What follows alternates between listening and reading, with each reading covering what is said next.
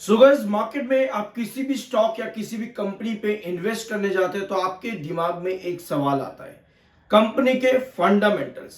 ठीक है, फंडामेंटल्स की जब बात आती है तो कई बार फंडामेंटल्स को हम कंफ्यूज कर जाते हैं। Profit and loss statement company का कैसा है, या फिर कंपनी का कैश फ्लो और कंपनी के एसेट्स कैसे हैं। इन दो पॉइंट से कई बार हम सिर्फ खत्म कर देते हैं अपने फंडामेंटल्स, जबकि ये मेजर पार्ट होते हैं कंपनी के फाइनेंशियल्स का। जब हम बात करते हैं फंडामेंटल्स की तो ये फंडामेंटल्स का ये भी एक इंपॉर्टेंट पार्ट रहता है, लेकिन मेजर पार्ट ये है फाइनेंशियल ईयर्स का देखने को मिलता है। अब जब फंडामेंटल्स की बात आती है तो फंडामेंटल पर हमारे पास टोटल ये 4 पॉइंट्स होने चाहिए, और ये 4 पॉइंट्स को जब हम कंक्लूड करते हैं तो निकलता है कंपनी का फ्यूचर ग्रोथ। यानी कि फ्यूचर ग्रोथ निकालने से पहले हमें कंपनी का देखना पड़ता है business, sales, profit margin, company का पीई, पीबी, ईपीएस और सीआर।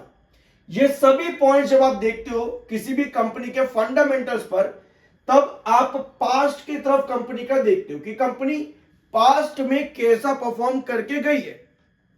इस पास्ट के अकॉर्डिंग आप कंपनी का फ्यूचर समझते हो कि आने वाले फ्यूचर में कंपनी क्या वापस से अपने पास्ट वाला ग्रोथ देगी या फिर पास्ट वाले डिक्लाइन कंपनी कंटिन्यू करेगी।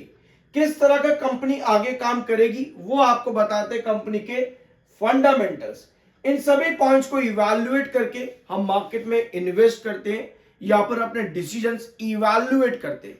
इवैल्यूएट करने का मतलब ये होता है कि जब आपकी बाइंग एक हायर लेवल पर है और आप अपने आप को ट्रैप्ड फील कर रहे हो और आपको समझ नहीं आ रहा क्या करूं, तब आपके पास इन सभी पॉइंट्स का इवैल्यूएशन होना जरूरी है, ताकि आप फ्यूचर में कंपनी का ग्रोथ कैसा आएगा उसके अकॉर्डिंग अपने प्राइसेस को एवरेज कर सको।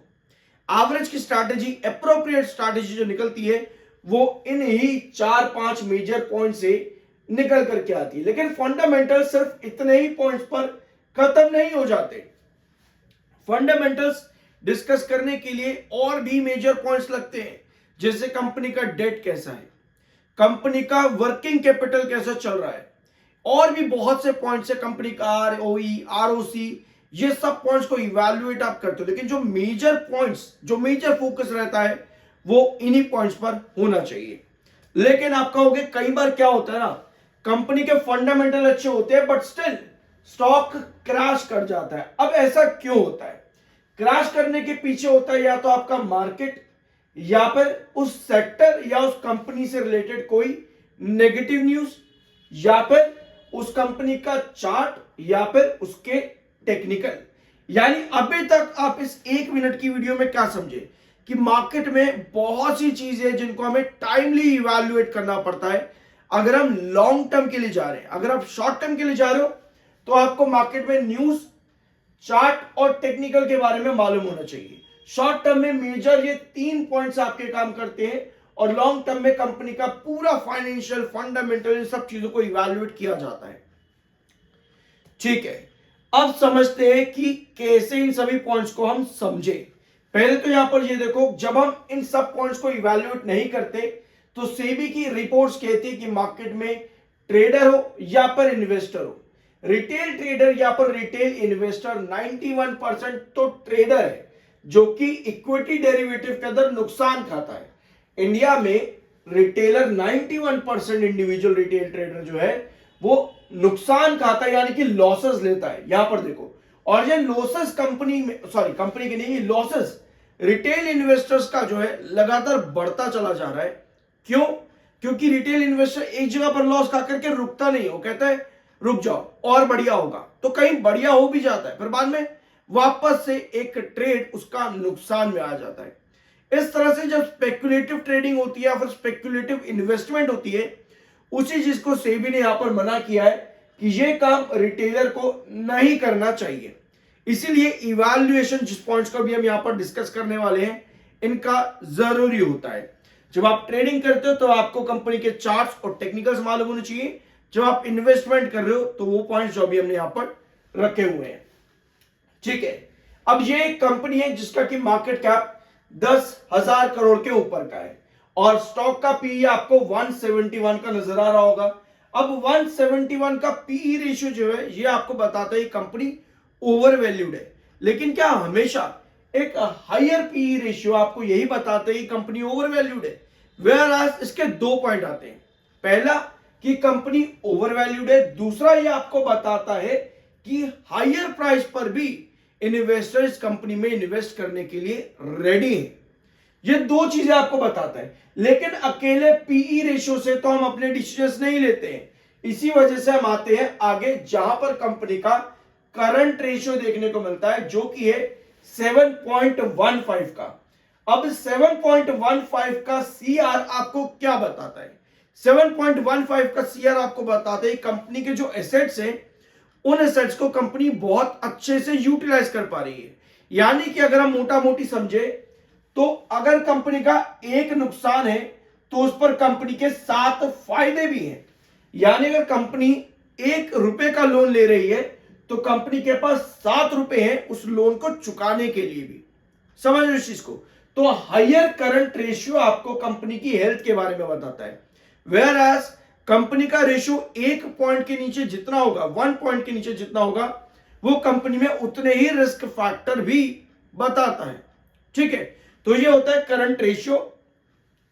अब पी रेशियो को आप रखते हो कंपनी के पीबी यानी कि प्राइस टू बुक रेशियो के साथ में और कंपनी के ग्रोथ के साथ में। ग्रोथ यानी कि कंपनी का ईपीएस। अब जब ईपीएस की बात आती है तो इसी कंपनी का जो ईपीएस है वो आपको कुछ इस तरह से काम करता है देखने को मिल रहा है। रिसेंटली कंपनी का ईपीएस लगातार बढ़ा, पिछले 3 क्वार्टर सितंबर, दिसंबर और मार्च लगातार कंपनी का ईपीएस बढ़ा। जून में कंपनी के ईपीएस में ड्रॉप आया, सितंबर में फिर से कंपनी का ईपीएस इंप्रूव किया। ऑल्दो हायर ईपीएस जितना जाता है उतना ही आपका पी जितना मर्जी आया चला जाए वो आपका लो ही रहता है हायर ईपीएस के साथ में। बट 171 का पीई क्या आपको बता रहे कि कंपनी महंगी है? इसके हिसाब से कंपनी का ईपीएस और ज्यादा होना चाहिए, यानी कंपनी की वैल्यूएशन थोड़ा सा महंगा इस समय बता रही है, तो ऐसे में कंपनी का ईपीएस और बढ़ना चाहिए। इतना ग्रोथ ईपीएस में नहीं आ रहा है जितना कंपनी के पीई में आ रहा है। तो इस कंडीशन के अंदर आपको आना पड़ेगा कंपनी के अब ग्रोथ कैसे बढ़ती है। जब बात आती है ग्रोथ की, यहां पर देखो इस तरह से चार्ट कुछ चला इस कंपनी का, इस तरह से कंपनी ने परफॉर्म किया है बहुत बढ़िया तरीके से। अब ये ग्रोथ कैसे आता है, इतनी बड़ी चार्ट की ट्रेजेक्ट्री कैसे बन जाती है किसी भी कंपनी की, उसके लिए हमें देखना पड़ता है कंपनी का ग्रोथ जो कि आपको मिलेगा सेल्स के बाद में। यानी जब आप सेल्स पर क्लिक करोगे आपके पास आएगा year on year sales growth percent company का कैसा है।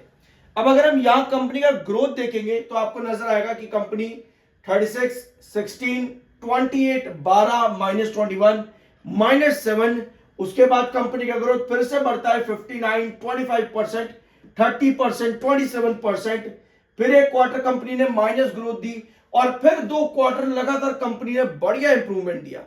अब जैसे कि आपको ग्रोथ जहां जहां कंपनी की माइनस की नजर आ रही है, जैसे -21 और -7% का ग्रोथ सितंबर 2023 और दिसंबर 2023 में आपको देखने को मिला।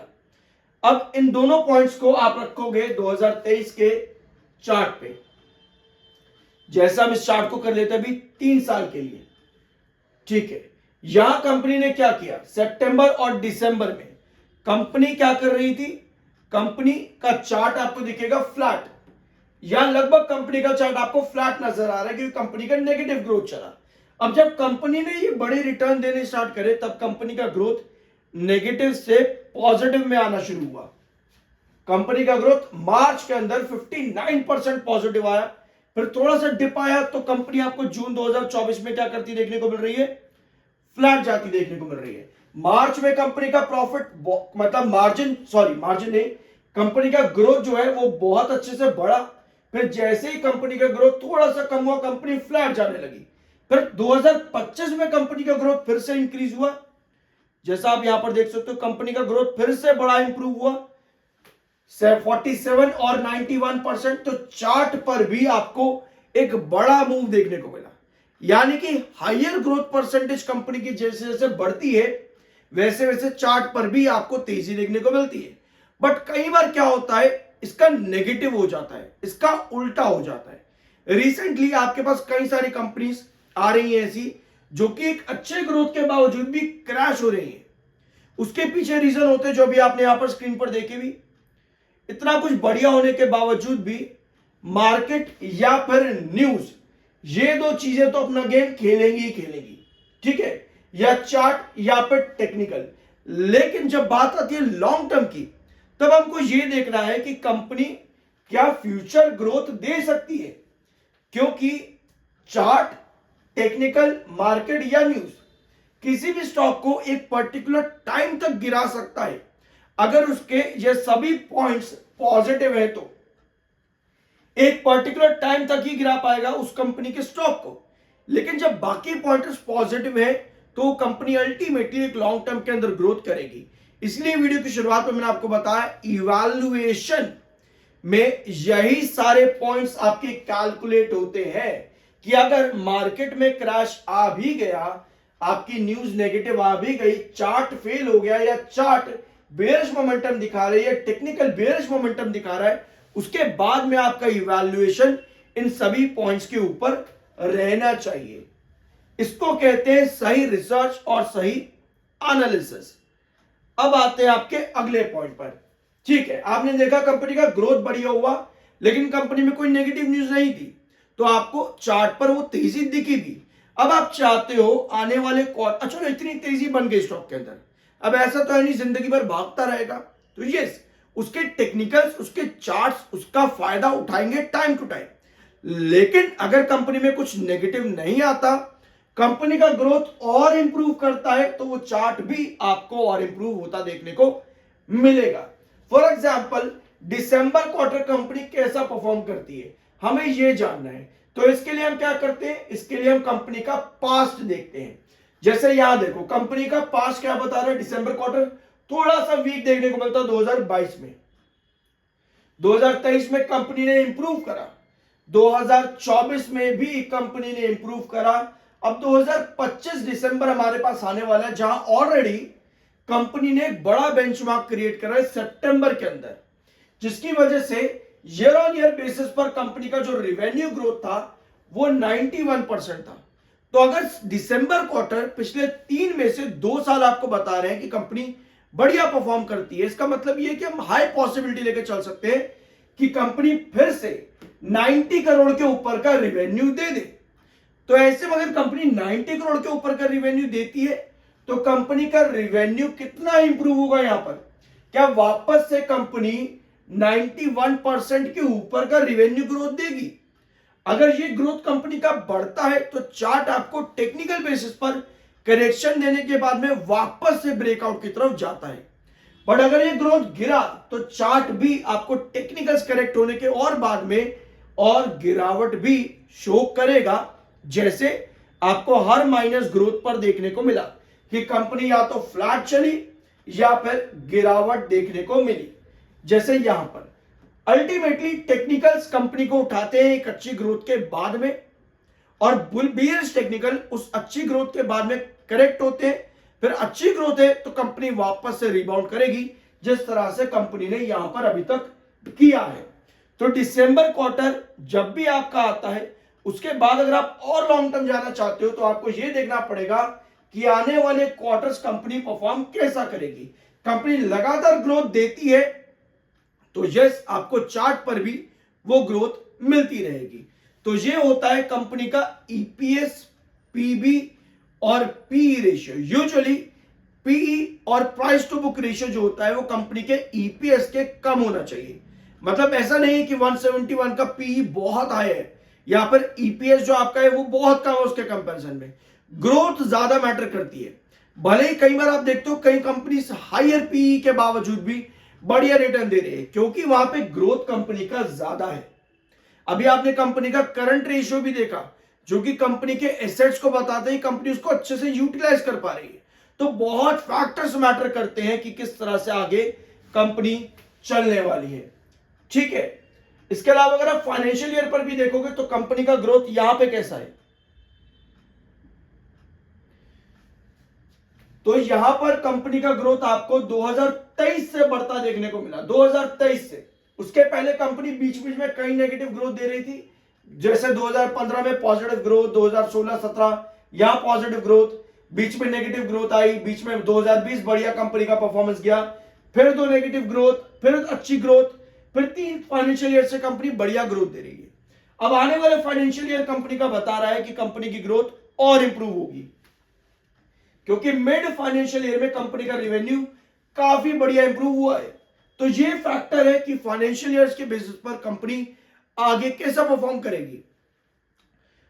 इस वीडियो के अंदर हम इतने ही पॉइंट्स को रखेंगे। वेराज अगर आप नेगेटिव ग्रोथ पर भी अगर जाओ तो आपको एक कंपनी ये भी देखने को मिलेगी जहां पर कंपनी ने पहले बहुत बढ़िया ग्रोथ दिखाई, लेकिन उसके बाद कंपनी की ग्रोथ नेगेटिव में गई।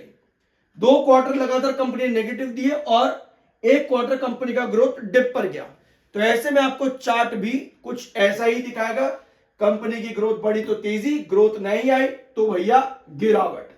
ठीक है, इसीलिए ये सारे पॉइंट्स बहुत ज्यादा मैटर करते हैं कंपनी के फंडामेंटल्स के अंदर। यहां पे जाने से पहले IAM/NISM 7 सर्टिफाइड सब्सक्राइब जरूर कर देना। अगर ऐसे ही आप लोग सीखना चाहते हो तो मुझे आप ज्वाइन कर सकते हो, डिटेल्स डिस्क्रिप्शन बॉक्स में आपको मिल जाएंगी। मिलता अगले वीडियो में।